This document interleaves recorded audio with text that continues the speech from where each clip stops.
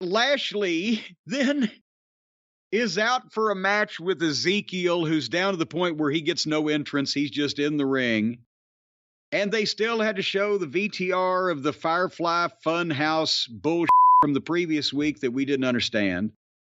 And Lashley hurt-locked Ezekiel in about a minute. So nobody wants to walk with him anymore because he doesn't get far.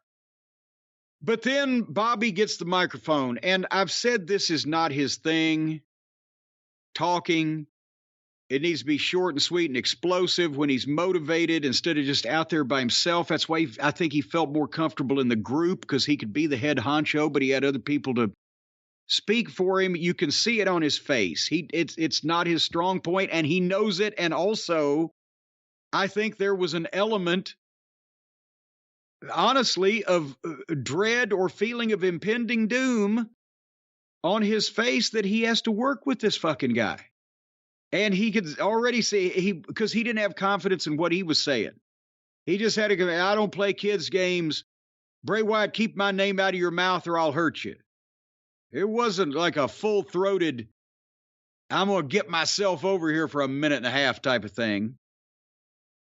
And then suddenly, as he's trying to leave Lashley down the aisleway, on the screen, there is Bray Wyatt. And this is so bad and so hokey and so silly. And it buries anybody that's the victim of this. There, Bray Wyatt dressed up as Lashley doing an exercise video and shaking his butt and the jazzy Richard Simmons kind of music and Mr. Muscle Man. And he's making fun of Lashley, who is already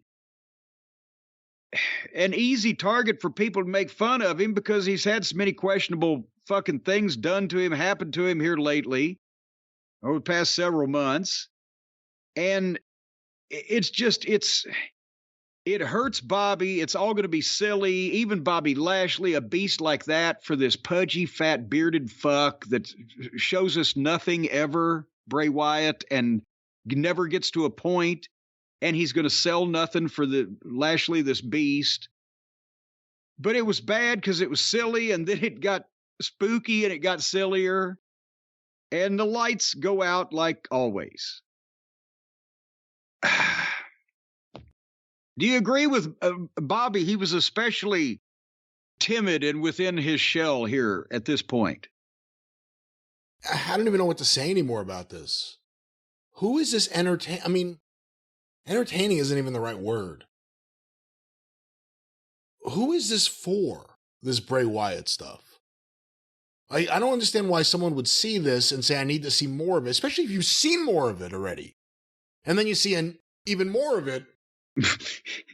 He's terrible. He's the worst wrestler in WWE. And he barely wrestles. Every segment he is in is just garbage that doesn't belong on wrestling. This belongs in a modern horror film or maybe a horror series. And how does he pitch it? How do you give a verbal or a written summation of pitch? Do they just let him take a camera and go just shoot this shit and edit it himself? How does he explain what he wants to anybody else? And why would you give a guy carte blanche? Yeah, just go shoot and say whatever and put it together because we can't write this because we don't know what the fuck you're talking about. And I've been producing some form of television wrestling for 30 fucking years.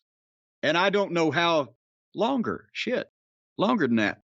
And I don't know how the fuck that you would even instruct an editor what the fuck you want out of this. You hand it in.